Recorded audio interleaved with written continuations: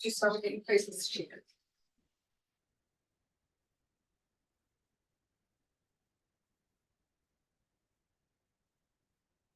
Good afternoon. Sorry, if I could just summarise what's happened. We've had some slight technical difficulties. I don't think there was any sound coming through, and so I'll just run through the start of the meeting again. So it's now 2:05 there or thereabouts. I'd like to welcome everybody online and in the chamber. And the first thing that I will do will be to ask for any additional apologies above those that I have received from Councillor McCone. I'll move that apology be received. Thank you very much. Councillor Hopkins, moved. Councillor Hopkins, second, and Deputy Mayor Halale. All those in favour? Against? Thank you. That's carried. Agenda item 2, declarations of interest. Can I please ask if there are any?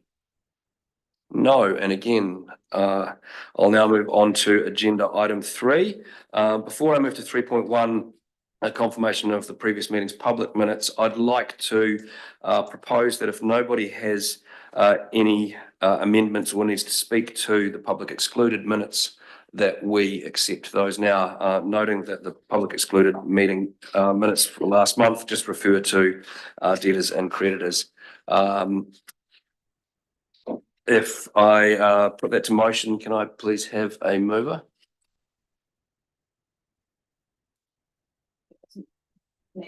Doesn't need to be moved. I just need to say, does anybody wish to speak? Sorry, does anybody wish to speak to the minutes?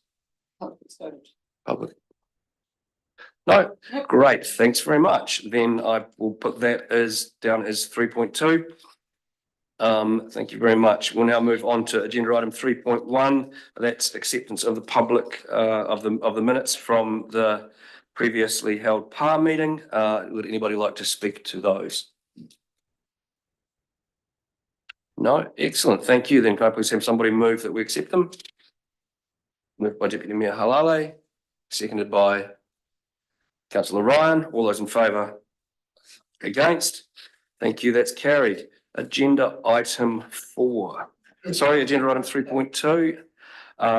This is acceptance of the public excluded minutes. Can I please ask for a mover? Mayor Kircher, seconder. Deputy Mayor Halale. All those in favour? Against? Again, that's carried. Thank you very much. Apologies for the mixed start. We're now going to move on to agenda item 4, and agenda item 4.1 is where we'll look at the Audit New Zealand documents for the annual report for FY 23-24. Do we have Mr. Olsen online? Yes, we do, Mr. Chair. Mr. Olsen, if you could just let us, can you hear us? Yes, I can. Thank you. Excellent. Committee members and chair. Thank you, Derek. Look, what I'll do is I'll first introduce Mr. Hope to introduce the report, and then invite you to speak to it. And I'll ask Ms. Nichols to introduce the report.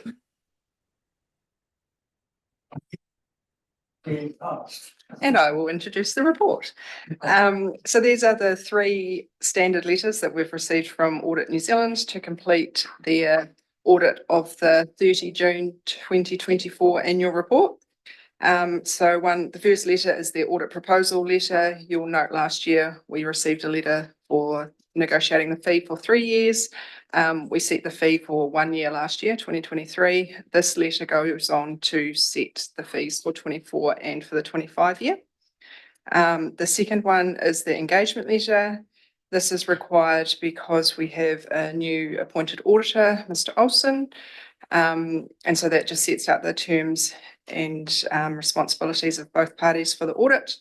And then finally, Mr. Olsen is online to discuss his audit plan for specifically auditing the 30 June 24 annual report. Thank you.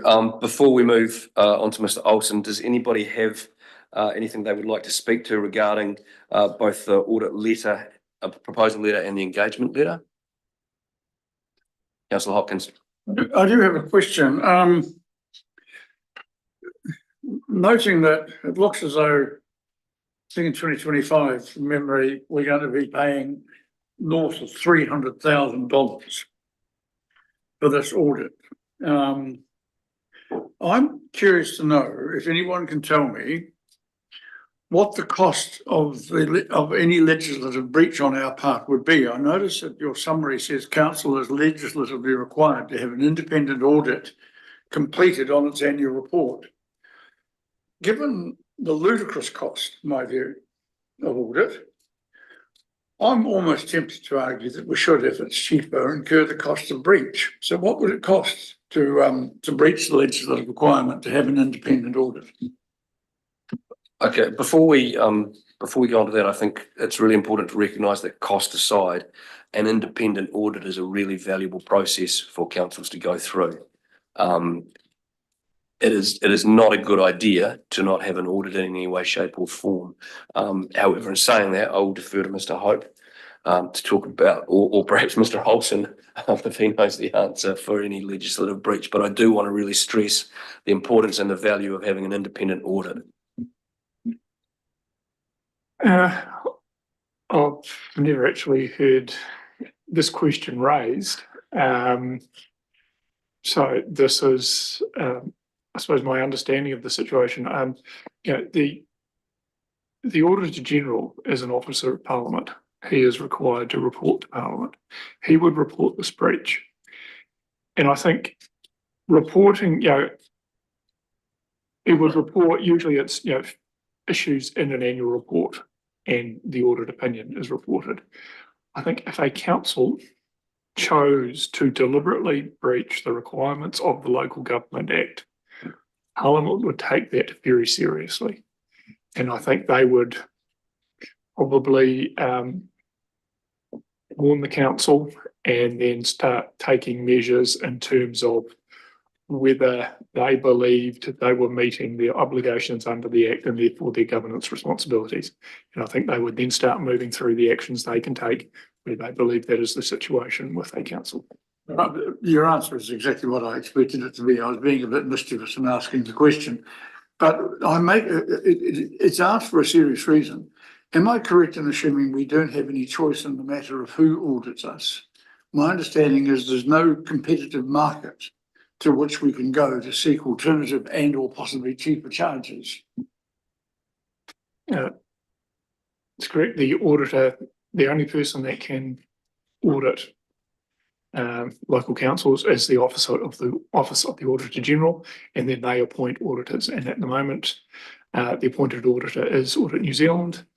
And I think that there's still a view that is what they would desire for most councils, of it, but they have changed their view in terms of CCOs, and that's why over the last couple of years, all of the CCOs have moved out of the Audit New Zealand engagement and into other providers. But you know, I don't believe the cost savings that they have experienced are perhaps what they were expecting. Thank you. Which, if I may, leads to my next question then. Given the increase in costs that we've got, or that are proposed, as I say, that are going to sit at north of 300,000, it appears to me, if I look at pages 46 and 47 of our report, that these additional costs imposed by the Office of the Auditor General and Audit New Zealand exclude audits of Whitestone Contracting Limited and Waitaki District Health Services, because in each case we're blithely told, oh, this component will be audited by a different appointed auditor from another audit service provider. So the costs to us as a totality are going to be more than 300,000 because we're going to have to pay for the costs of at least two other audits by two other auditors. Am I right in that assumption? You are right in the assumption that our audit cost that we're talking about here today does not include the audit costs for our CCOs. So they're not audited by Derek or Audit New Zealand. As Mr. Hope just mentioned, they've moved away from being audited by the Office of the Auditor General to others. But I think we all take on board your comments about the exorbitant costs of audit now. I think it's also really important, before I move to Matt Kirch's question, that we recognise that the team's worked pretty jolly hard to try and knock these down a bit. I think if you look on the bottom of one of the pages in the report, there's at least 10%, 30 odd thousand. And we worked pretty hard last year to make sure that we understood very clearly what the audit costs were in the breakdown, and that's in fact why they've managed to knock that 324 hours off. Sorry, Mayor Kirchhoff, was more just to add to what was being said. There used to be a competitive market for auditors, and so there used to be some choices. When we met with representatives from the Auditor General's office, we were told that part of the reason for not having them was that they priced themselves more cheaply. They saw it as a foot in the door to sell council's other services, and that made it really non-competitive for Audit New Zealand. And so they stopped having those options. Ms. Nichols? I just wanted to point out another couple of points. Like, obviously, it's not a sector-wide issue. The audit cost increases are across the board. On page 21, they had pointed out that the actual costs incurred last year were 317,000, and our fee that we paid in the end was 229. So that kind of puts it in perspective about how much they're actually incurring versus how much we paid last year. So just as you pointed out, the discount we received. I also wanted to mention that, just following on from what Paul said before, that other service providers appointed by the OAG have their fees moderated by the OAG as well. So that often you'll find, even if we change service provider, the OAG is moderating all the fees. So we'd probably end up with a similar fee. I think, though, Councillor Hopkins, we do all appreciate your concerns about the ever-increasing costs associated with audit, and for ourselves and for our CCOs. Is there any other questions or comments before we hand over to Mr. Olsen to talk through the audit plan? No? Zero. Thank you, Chair. Thank you, councillors, for those comments. I'll take them on board, but maybe just one point from me on audit fees. And I think, the point that Mr. Up raised is quite relevant in terms of the need for an audit. We get fixated on the cost of an audit, but I think we also need to start realizing the value of an audit, that it provides trust to the community and trust to the people that you report to, and you've also got a governance responsibility in terms of ensuring that you can provide appropriate assurance to the members that you report to your constituents. So yes, although there's a cost attributable, but I think we need to move past that and really look at the value of an audit. Saying that, I'll move on to the audit plan that I've presented and which is included in the pack, and I'll take that as read. But I would like to highlight a few points from the audit plan in terms of what we've identified as the focus areas. Again, a key consideration during all our audits is to assess the internal controls and the control environment within your organization. You would know that management is responsible for ensuring that there are appropriate internal controls within the organization that will also provide you with the necessary assurance that everything is working as it's intended. So we also look at that and ensure that we can rely on the systems and controls in place for our approach. We will also be looking at your fair value assessments on property, plant and equipment. There's a requirement in terms of the standards that you reflect your property, plant and equipment, which includes your infrastructural assets at fair value, because you've adopted a fair value approach. That would require you to, on a regular basis, value your assets. And for this year, you've indicated that you will be revaluing land and buildings and roading. Maybe just one question from my side. The paper does reflect that it's land and buildings and roading, but I think from our audit plan, it indicates that 3 waters will also be revalued, because the last time it was revalued was in 2021. So there will be, or we are expecting, a material movement if one just considers the indexed movement from 2021 to 2024.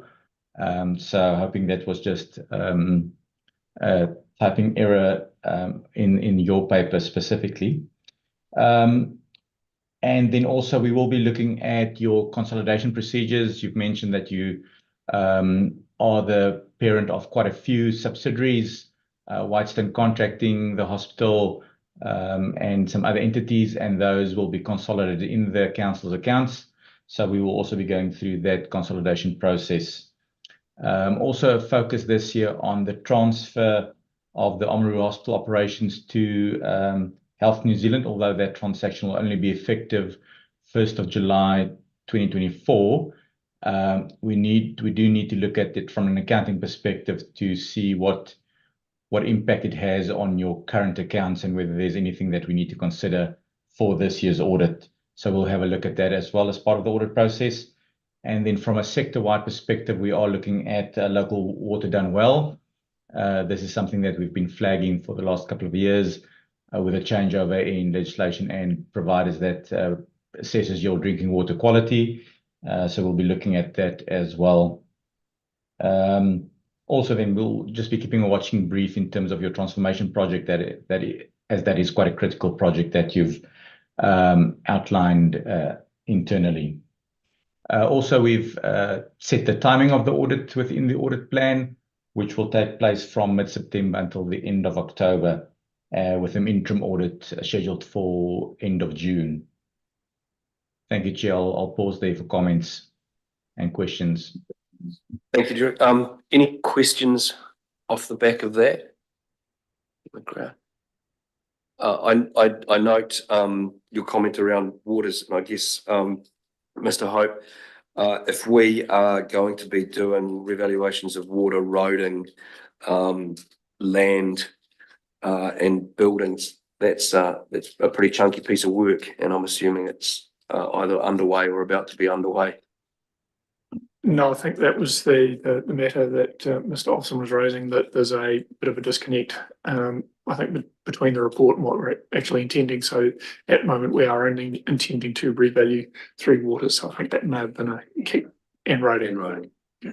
And yes, that is a chunky piece of work, but yeah, I think we realise that the likely movement in the roading value is significant enough that it actually justifies a full revaluation, but Ms. Nichols will provide a bit more information on. Yep, so usually we just revalue one set each year, so waters, roading, land and buildings. So this year we're going to be doing waters, and then we've decided to do roading as well, given the previous qualifications about when you try to do a fair value assessment and it's marginal whether it's significant or not. And we looked into it, and the cost of doing that desktop assessment in the intervening years was about the same as doing a full valuation. So we just thought we'd go ahead and do the full valuation. When we made that decision, it was at the time when we thought, like pre-Christmas, that 3 waters weren't going to be in council much longer.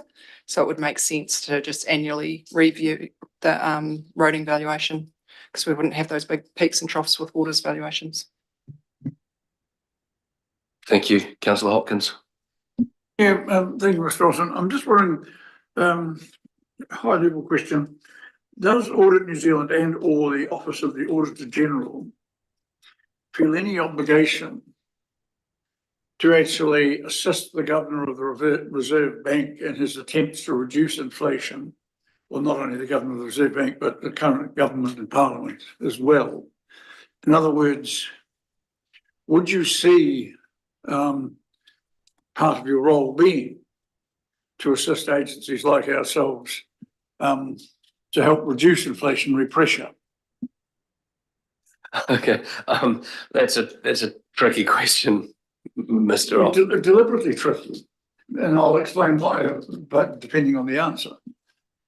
Yeah, I mean, Okay. Chair, through you, I'll give a short answer. And, you know, I think if you, again, from a cost perspective, trying to indicate that we need to reduce our cost to try and reduce inflation, if you look at the whole of systems approach in terms of government, and you look at all our audits combined, out of every $100, the audit office only receives 8 cents.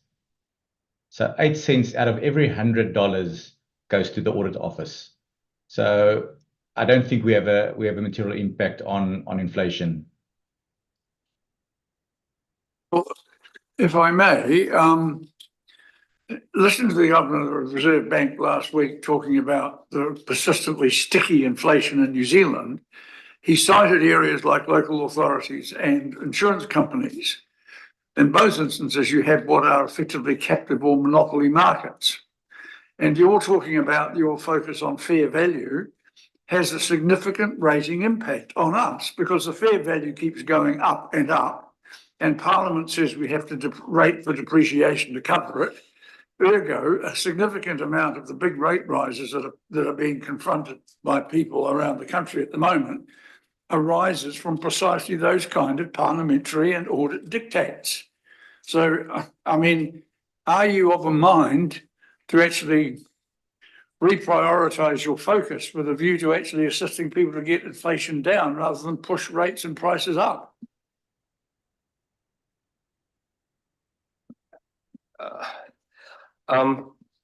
Mr. Olsen, do you want to respond to that? I mean, it's not. Yeah, I mean, it's not Audit New Zealand. Audit New Zealand don't provide the valuations. Yes, and again, I think it's and again, you know, it might be a philosophical discussion, but I mean, it's the accounting standards that determines that you need to revalue your assets. You as governors are responsible for deciding which accounting policies to apply, whether you want to follow a cost approach or a fair value approach. But in saying that, it is more prudent to follow a fair value approach because you need to know what it will cost you to replace assets if they fail. And as governors that's responsible and accountable to the community, in terms of your long-term planning, you need to know what it will cost you in the future to replace any assets going forward. And that's why, you know, the accounting standards require those assets being fairly valued. Councillor Hopkins, I absolutely understand your frustration at the fact that each year our assets seem to keep being revalued at a higher level, and that means that we need to get a greater and greater return, and that means that our ratepayers potentially suffer as a result of that. I absolutely appreciate your frustration with that, as I appreciate your frustration with regard to the audit fees. I think regarding the latter, we can definitely question Mr. Olsen on it, but around the fair valuation and the accounting standards, that's a fish he can't fry. No, not at all. It is tough. Are there any further questions? Mr. Hope? Probably just to clarify, and perhaps I haven't quite caught Mr. Olsen up with the latest developments in relation to the hospital. So the intent is for that, all of the transactions to be completed on the 30th of June. But because it's a Monday, all of the transfers will effectively take place on the 1st of July. But our understanding is that, all of the transactions will be reflected in the annual reports being prepared for the 23-24 year. And then to see that as cleaner going forward, that it's all dealt with in this year, and then really starting afresh for the 24-25 year. Yeah, thank you. And I think, Mr. Olsen, when we caught up to talk through the audit plan last week, the local waters well done program was something that would be more of a watching brief for this audit, given that it was extremely unlikely to occur until the 24-25 financial year. Yes, and we'll be engaging with the component auditors of the hospital also, just to get their view of and ensuring that they account for the transaction of the transfer of the hospital appropriately and consolidate that into your accounts then as required. Thank you. So on that basis, if there's no further questions, could I please put to the motion that we accept the 3 recommendations?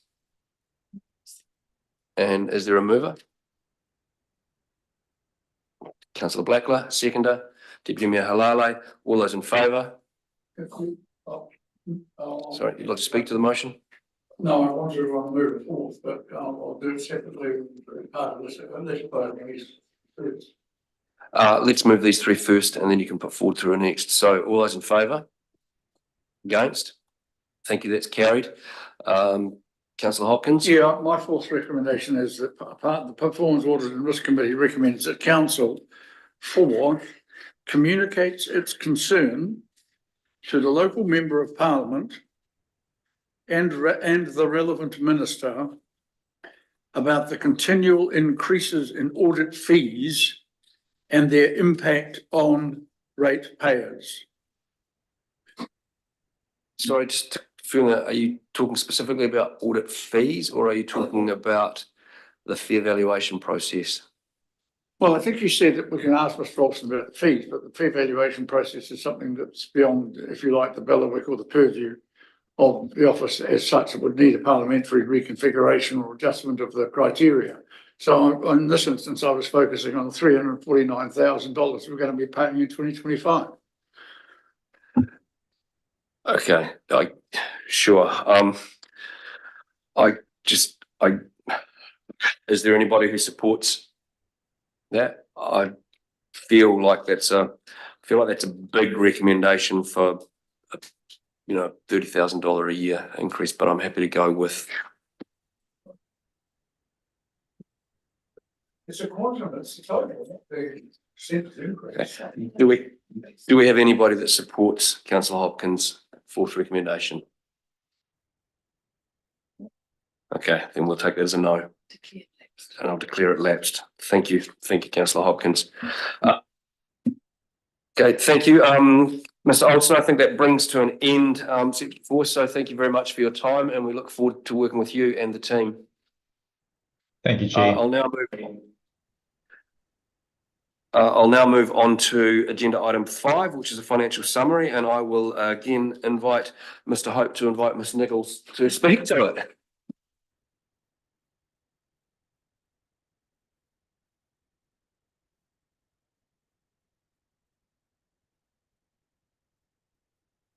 Okay, so this is just a brief financial summary report to 30 April 24, the first 10 months of this financial year. Very similar story to what you've heard in the past, with the big ticket items being not receiving the grants revenue for the Sports and Events Centre, and that offsetting cost is in the balance sheet. So that has been deferred into the next year, so that affects our bottom line. There's the other variances in depreciation, personnel costs that we've talked about previously, and finance revenue, which has been sorted with the updates to lending during the year. I just wanted to point out on the second page, page 59, when we're looking at the budget, this is the adjusted budget. So there's a narrative there talking about Project Reclaim was brought forward from later periods into this year's budget. But later on, when it talks about forecast, the forecast is met, the projections on the next page, that's talking about to 30 June annual plan budget. So the original budget. So that's why there's a bit of a disconnect there. So we have more of a living budget on page 59. So you've got the full cost of Project Reclaim coming through in the budget there. Thank you. So as per our discussion earlier and my looking into it, my understanding of Project Reclaim was that it was a project that was going to take place over the next 2 or 3 years with not a whole hunk of it happening in the current financial year. We've in fact been so successful in the management of that project that it's pretty much all been brought forward to this year. So there's around about another $4 million of latter year budgets that's been brought into the adjusted budget for this year. Yes, that's correct. So that's why the budget, the living budget, has been updated to 7.663 on page 59. And just to note the big variance between budget and actuals, because we've also budgeted for the levies that we're not quite sure whether we'll get out of or not. Yeah, so this figure of 7.6 million is a worst case scenario if we have to buy our way out of, say, some of the government levies, the carbon credits, etc., which we're going to seriously challenge in terms of their applicability around fly tipping versus permanent dumps. Thank you very much. One of the other questions that I had for you earlier was when I look at the expenditure, for example, for road and contractors. So we've got expenditure of around about 800,000 more year to date for road and contractors. Yet when I look further down at CapEx, we've underspent by $3.7 million on our actual capital expenditure. And so my question to you is, intuitively, it doesn't seem right that we've spent more on contractors, but we've actually spent less on building stuff. Is that a timing issue, or is it reflective of different forms of spend, say remediation versus CapEx? Yep, and my response was it's quite hard to tell at this stage. We do quite a thorough process at year end, capitalising anything. So we will go through the contractors, anything that's been expensed there under contractors, and just double check that whether it should be capitalised. So that'll be part of a clean process we do at year end. So there may be some of that 4.998 that is actually capitalised at 30 June. But yeah, it could also be a reflection of more maintenance work being completed. Thank you. So if I look at the projections on page 60, we talk specifically in that first bullet point around the grants and donations of the $4.9 million associated with the events centre. Where are we thinking that's going to land? In the 2025 financial year. So it's pretty much given that almost 5 million of revenue will not be incurred in any way, shape or form. And then down the bottom, as we just mentioned, Project Reclaim could actually be a really positive outcome for us to help offset some of those reduced sources of revenue. Thank you. Are there any other questions for either Paul or Amanda on this? Councillor Blackler? Thank you. Just on the underspend in the CapEx space, is there a way of undertaking some form of high level exercise to ascertain an estimated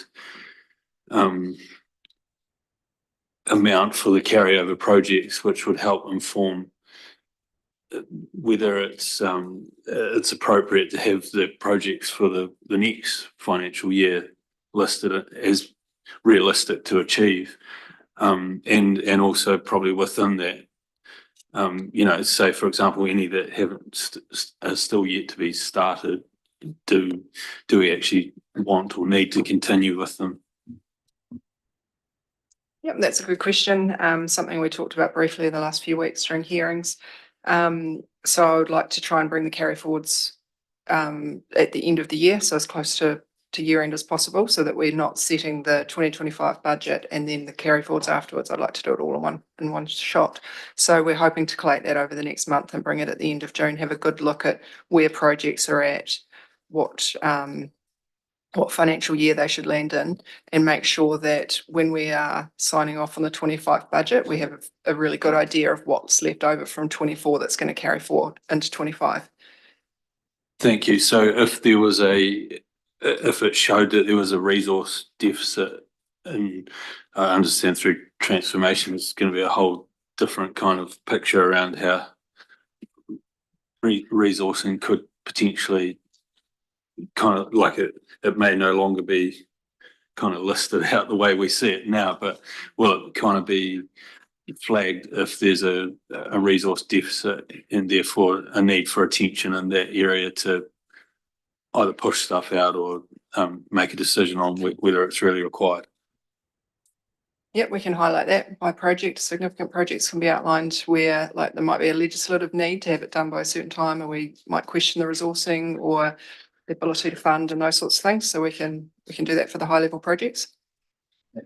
So you'd like to see, Councillor Blackler, more of an explanation as to why there's been the underspending CapEx? Like for example, if we look at the information systems, there's a specific comment that CapEx has been well under there because of ongoing staffing issues that are hampering the projects. Yeah, it's not so much like I'm satisfied with the explanations given for this year, but we're going to set ourselves up for the same result next year if we don't establish within the list of projects that are proposed for next year, the impact the carryovers of this year will have on them. Gotcha. Yeah. Thank you. Councillor Hopkins.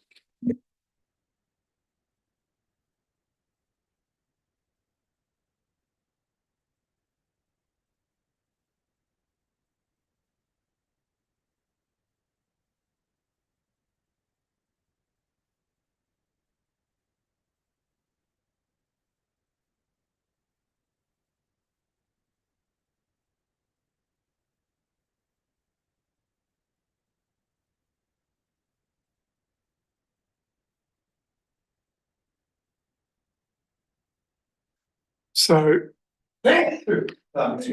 so pretty much anything to do with the airport, I think the big project was reinstating some lighting.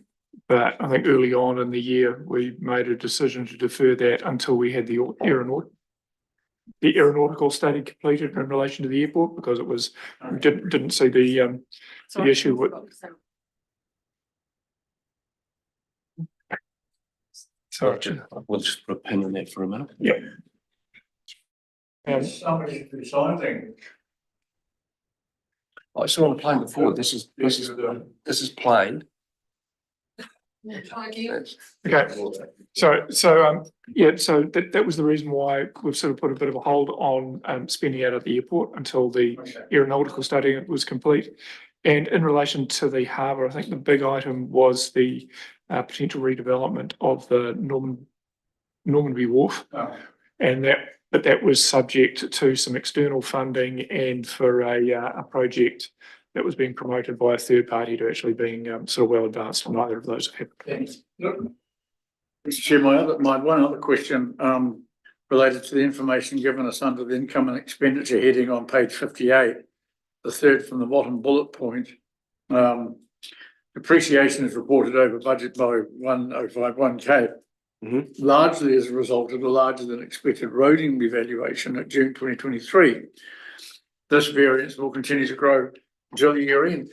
So I was quite surprised to hear today that we were going to do another revaluation of roading this year, because I thought we've just done one. And I mean, the anxiety I have about that is we know what's going to happen. It'll go up again and very substantially. And then you're going to come to us and say we have to up the depreciation rate again. So, I mean, if we've done a revaluation of roading in June 2023, why are we doing one again so soon afterwards?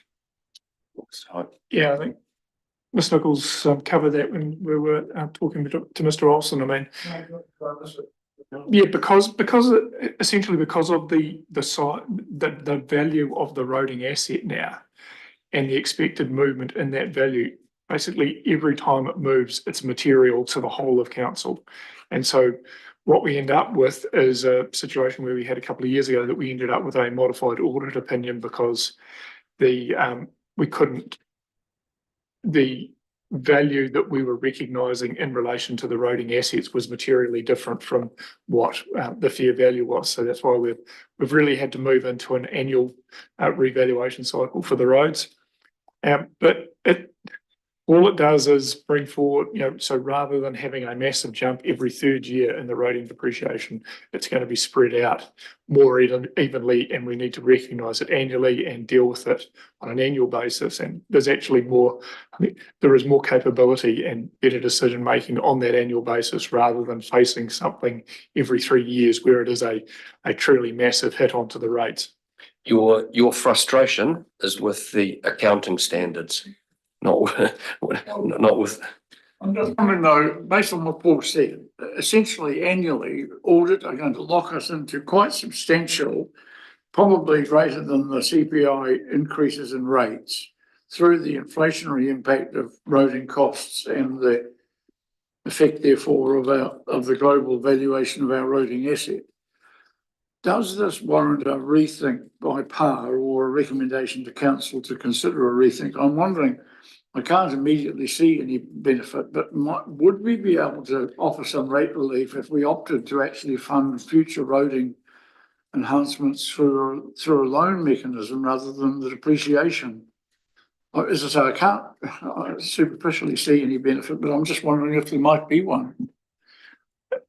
Yeah, I mean, again, we talk about audit.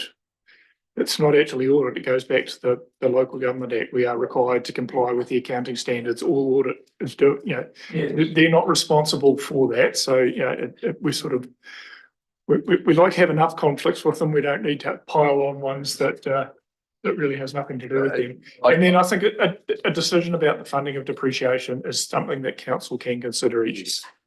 Yes, but I appreciate your frustration with that, and all they're doing is applying. Here's the materiality. Gosh, this thing changes by that level of materiality every year. To Mr. Hope's comments, we're bound by these standards. We either take a super hit every third year, or we make it slightly more palatable or less unpalatable on an annual basis. Mayor Kircher. Just the concept of borrowing or depreciation, and it's borrowing for groceries. It's the depreciation's there to maintain stuff. It's to replace stuff when it gets old. My bigger concern is we're not depreciating enough. We might think that inflation's going at a set rate, and so we increase our depreciation and what we put aside on that same slope. But actually, with the last 3 years, we've seen it go like this, and I don't think we've collected enough money to actually pay for some of the things that need replacing. So that's the bigger concern. And there will be some things, Kakanui Bridge might be one of those ones where there isn't enough depreciation set aside for it, and maybe we will have to borrow for some of it. But it is a long-term asset, which once it's there, hopefully won't need much maintenance, and it will be well, certainly not for a good long time. So yeah, it's a challenge, but inflation is a bit of a killer. Okay, thank you. Are there any further questions? If not, then could I please ask for somebody to move that we accept the report? Moved by Mayor Kircher, seconded by Councillor Blackler. All those in favour? Against? Thank you, that's carried, and thank you very much, Paul and Amanda. We'll now move forward to agenda item 5.2, which is a procurement update, and I will invite Amelia to speak to that. Thank you. So this procurement update is a month early, so it's a slightly reduced quarter. So in there, we've got the contracts that were awarded in March and April, and there were also 4 contracts that were awarded in February that weren't previously reported to this committee. And that's for a couple of reasons.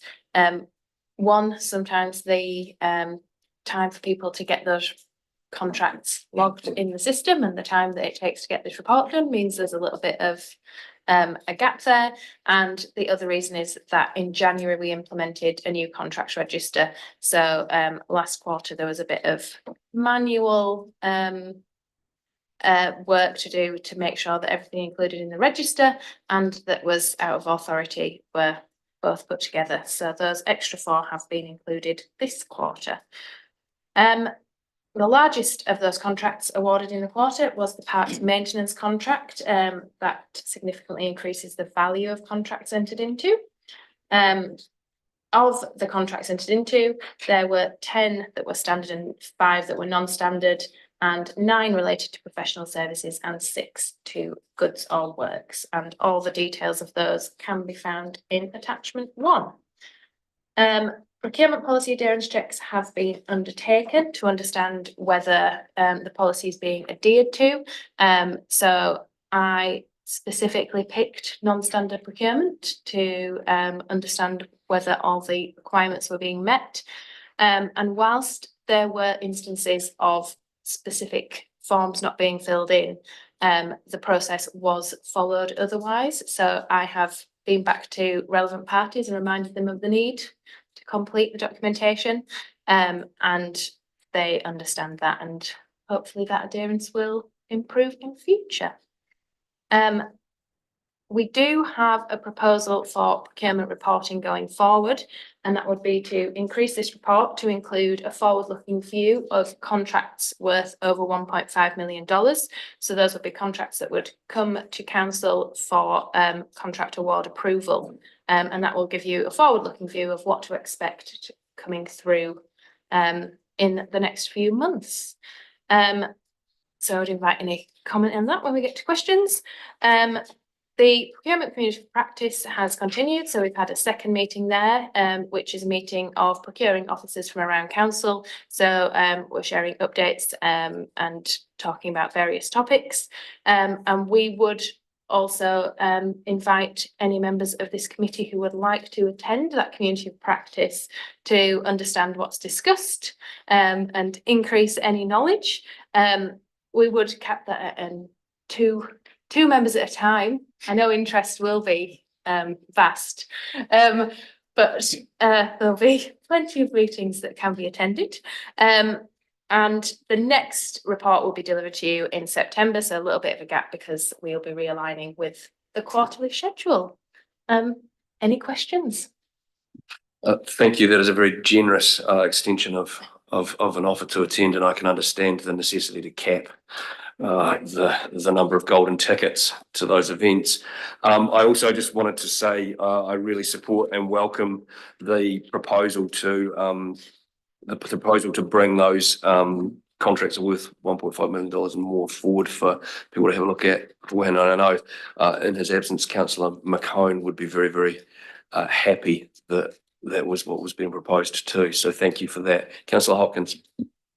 Jumping for a moment from $1.5 million contracts to the point you were making at the on the bottom of page 61, the fact that there were forms not filled in for these low cost non-standard procurements.